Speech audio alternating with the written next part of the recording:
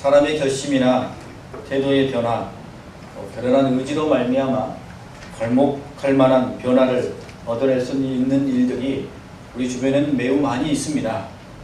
하지만 그럼에도 불구하고 절대 불가능한 것들이 우리 인간에게는 있습니다.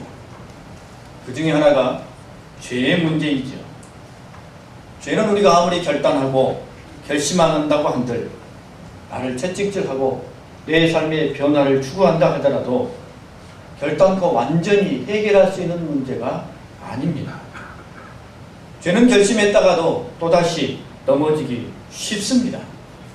그래서 성경에 말씀하기를 개가 그 토하였던 것에 돌아가고 돼지가 씻었다가 더러운 구덩이에 도로 누웠다 라고 말씀하고 있습니다. 우리를 사로잡고 있는 죄의 본성이 이와 같다는 것이지요. 오늘은 굳은 각오와 결단으로 새로운 마음을 품어봅니다만 금방 죄의 유혹에 그 열망에 무너져서는 다시 죄의 자리에 앉아있는 우리 자신을 발견하게 된다는 것이지요. 여러분 주변에 자신의 결심으로 완전한 의를 이룬 사람이 있다는 이야기를 들어보거나 혹 그런 사람을 보신 적이 있으십니까? 아마 그런 적은 없으실 것입니다.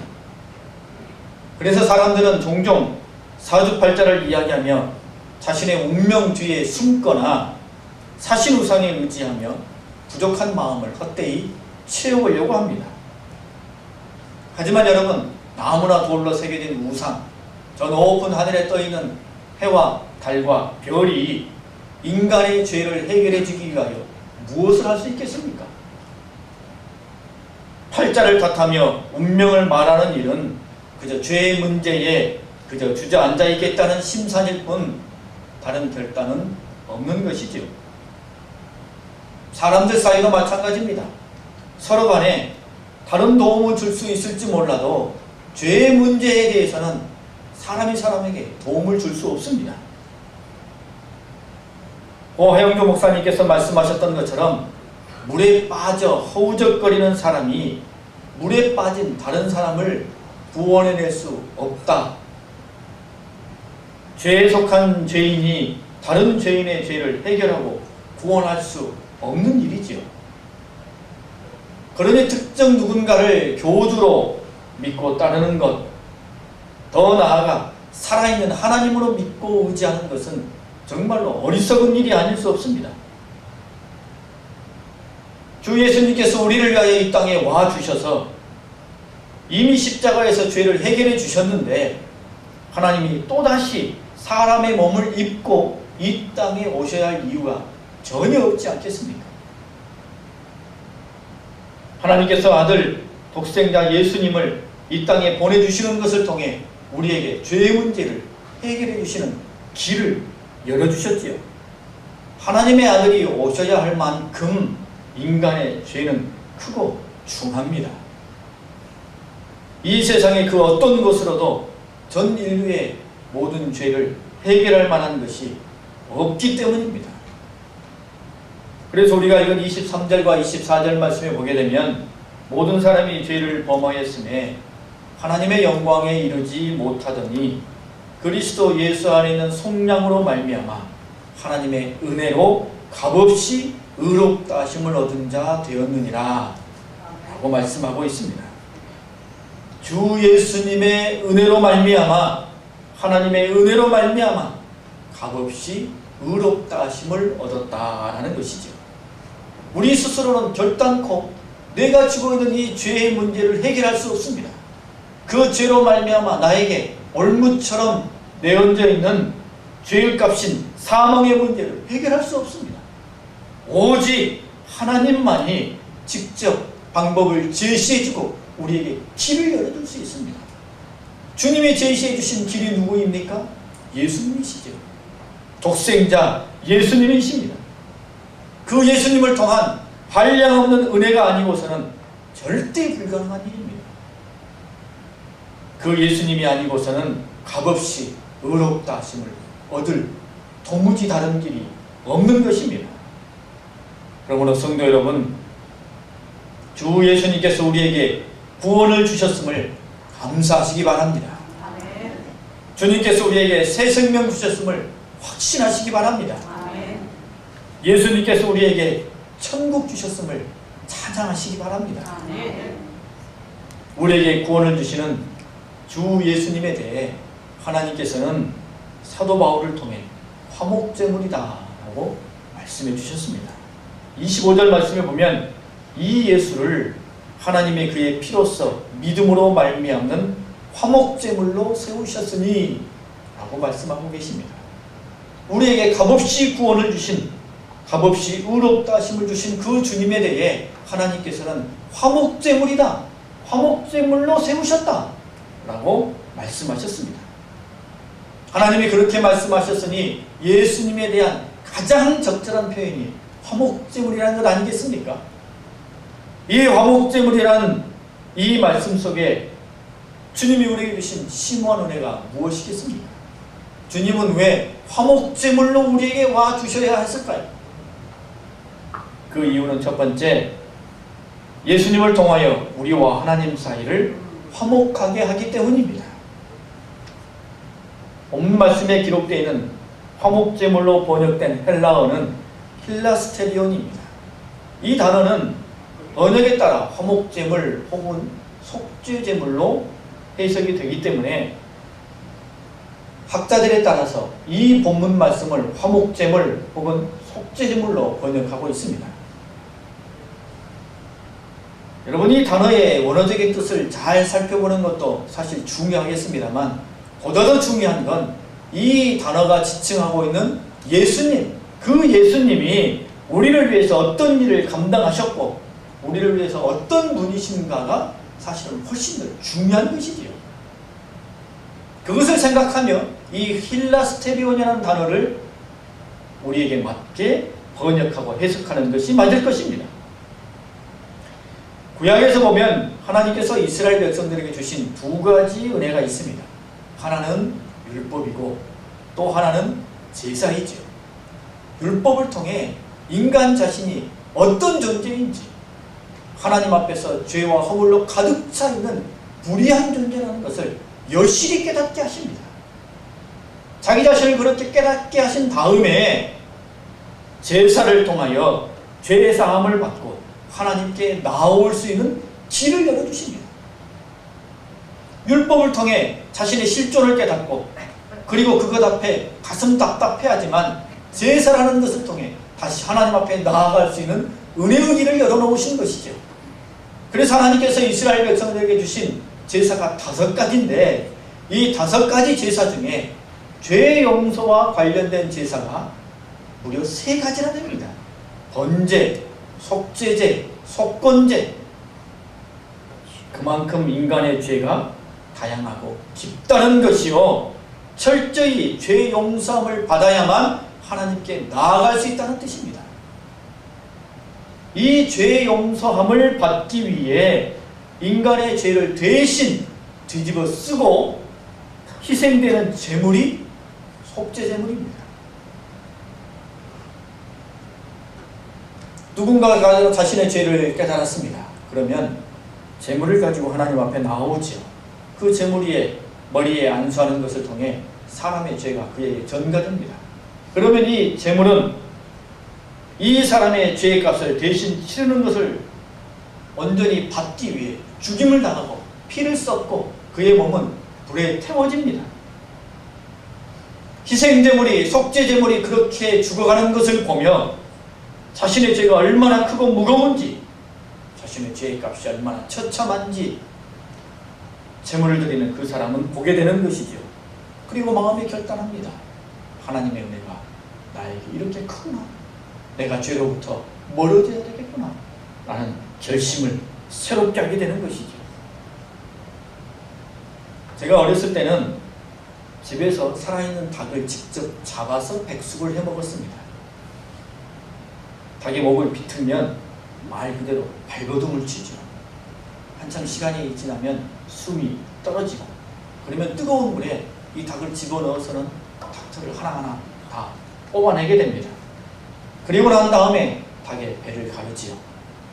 배를 가르고 그 안에 있는 내장을 다 꺼내고 뼈의 관절을 쪼개며 먹기 좋게 손질하여 잘라냅니다. 맛있게 먹을 음식이 될 것이니 참고 보는 것이지 끔찍한 것입니다. 그 닭을 보며 속으로 저는 이렇게 생각했습니다. 야, 내가 닭으로 태어나지 않은 것이 천만다행이다. 그런데 여러분, 인간의 죄를 대신 뒤집어쓰고 죽음을 당하는 속죄제물의 모습이 이 닭과 같이 처참한 것입니다.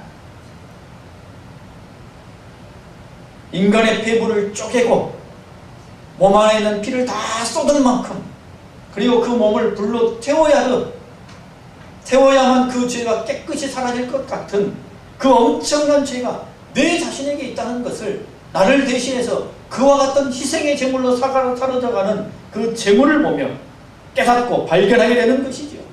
내가 저처럼 죽을 수밖에 없는데, 내가 저처럼 무거운 죄의 짐을 지고 있는데 그 희생의 제물이 나를 대신하여 생명을 빼앗기고 피를 쏟고 그의 몸이 불에 태워지는구나.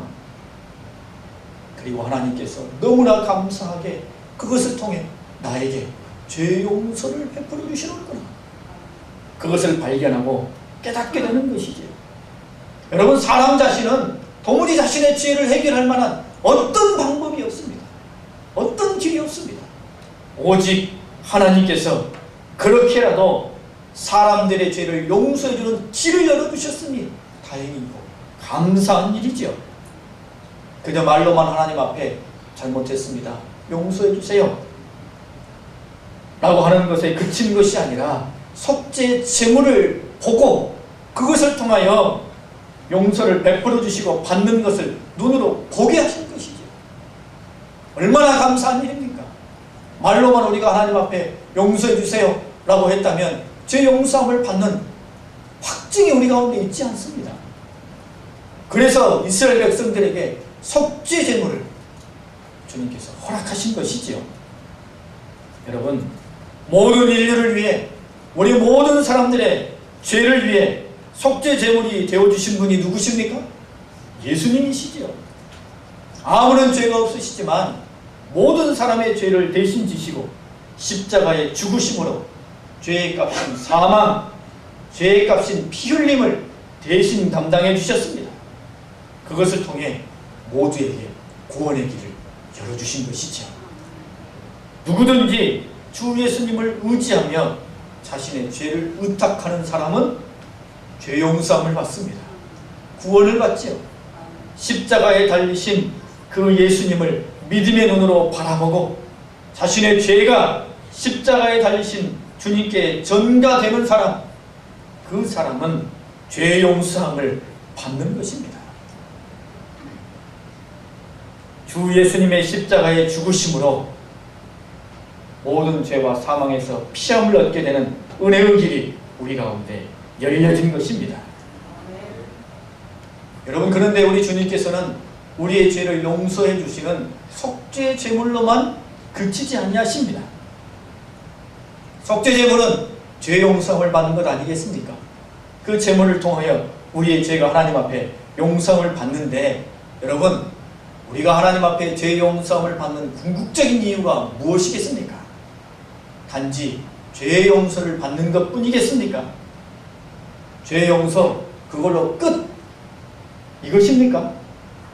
죄는 용서해 줄게! 하지만 너와 나는 아무 상관없다. 이것을 위해서 우리가 죄 용서함을 받습니까? 아니죠.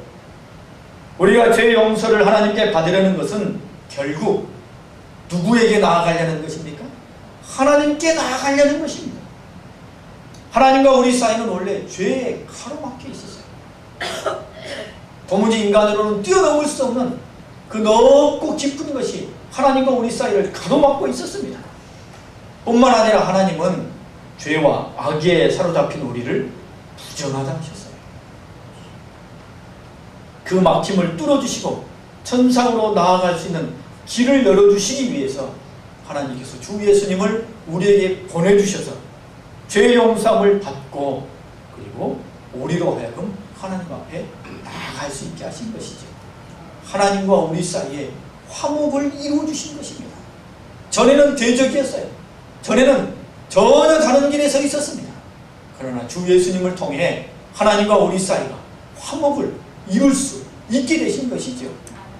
그래서 화목제물입니다.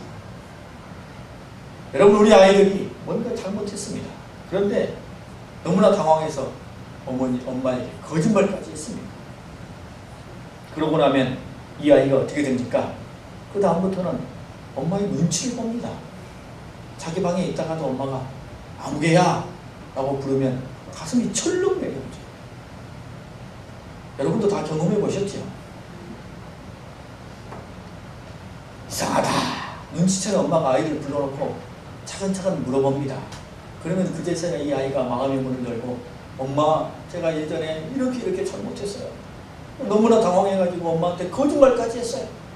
라고 이렇게 다 내어놓고 이야기합니다. 그러면 그 이야기를 들은 엄마가, 그래? 용서해줄게. 됐지? 그만 가봐. 이렇게 합니까?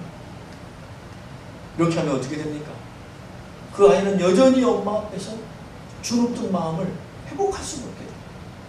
이렇게 하는 엄마는 아무도 없죠. 그 아이의 마음까지 회복시켜주기 위해서 그 아이를 보듬어주며 토닥거리며 이렇게 말해주지 않습니까? 우리 아들이 이것 때문에 마음이 많이 힘들었겠구나. 이제는 괜찮아. 이제는 괜찮아.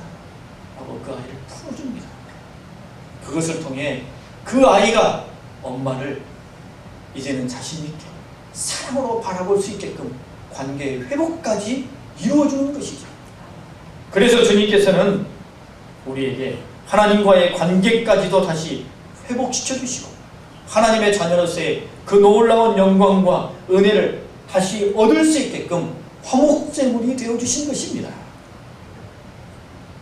주 예수님을 통해 우리는 이제 구원받은 천국 백성이 되고 하나님 앞에서 담대히 소원을 말하고 자신감과 자긍심을 가질 수 있는 그런 존재까지 된 것입니다.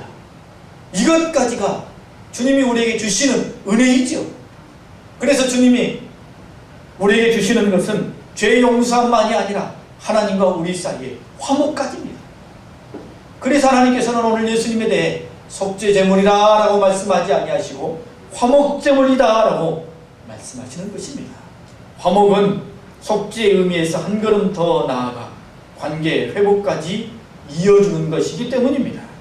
여러분, 하나님께서는 이제 우리 편이 되어주셨습니다. 그리고 우리는 이제 누구 편입니까? 우리도 하나님 편이죠. 전에는 하나님 앞에서 고개를 들지 못하고 하나님을 제대로 쳐다보지도 못했습니다만 지금은 아니죠. 지금은 아닙니다. 우리는 하나님 앞에서 감사함으로 고개를 들 수 있습니다. 그리고 과감히 그리고 당당하게 하나님을 뭐라고 부를 수 있습니까? 아버지라고 부를 수 있습니다. 놀라운 특권이죠. 이 은혜와 특권을 마음껏 누리며 살아가기를 주님은 기대하셔서 우리에게 화목제물이 되어주셨습니다.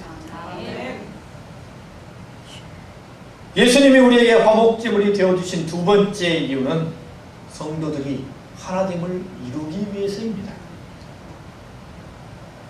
주 예수님께서 잡히시기 전에 제자들과 함께 마지막 식사를 하지 않으셨습니까? 오늘 우리가 받게 될 성만찬입니다.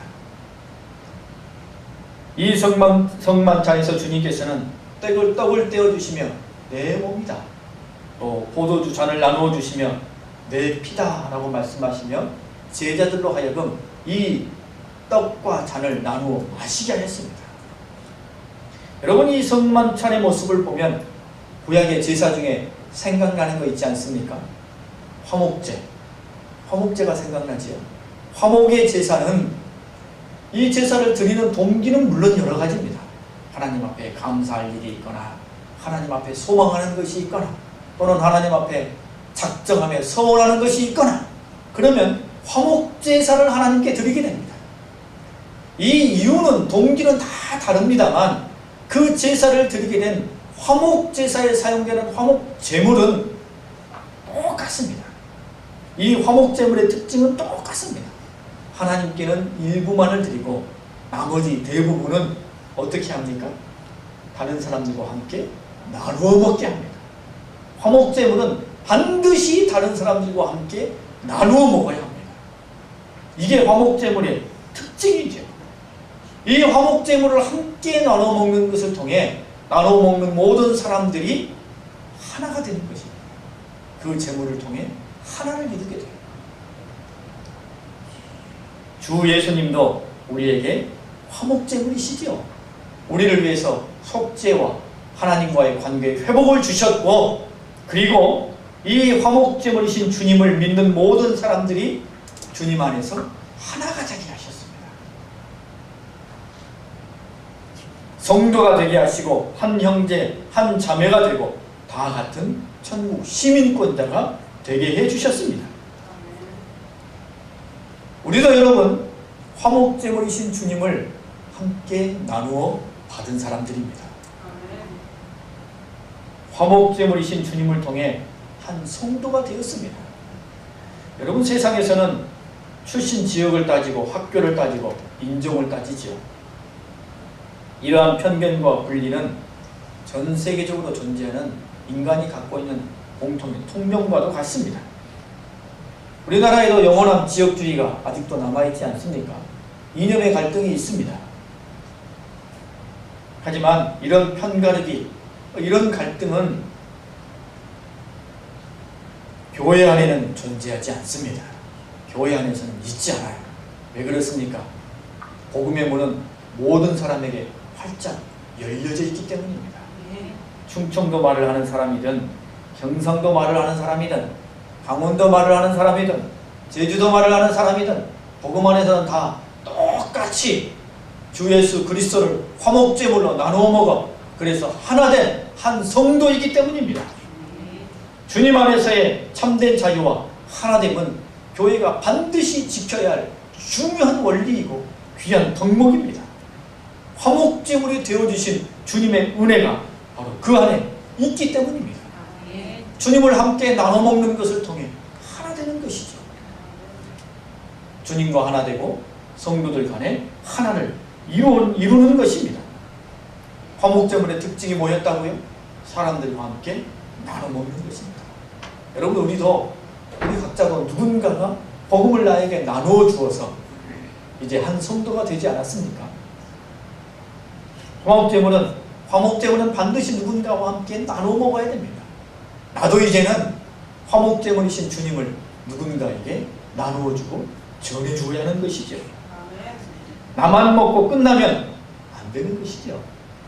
내가 받는 것을 주님께서 지극히 원하셨습니다만 나에게서 멈추는 것을 주님께서 기뻐하지 않으십니다.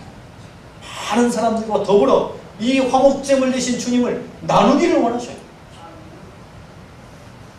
그리고 내가 성도들과 하나 된 것처럼 나를 통하여 다른 사람들과 하나 되기를 주님께서 기대하시고 바라신다는 것입니다.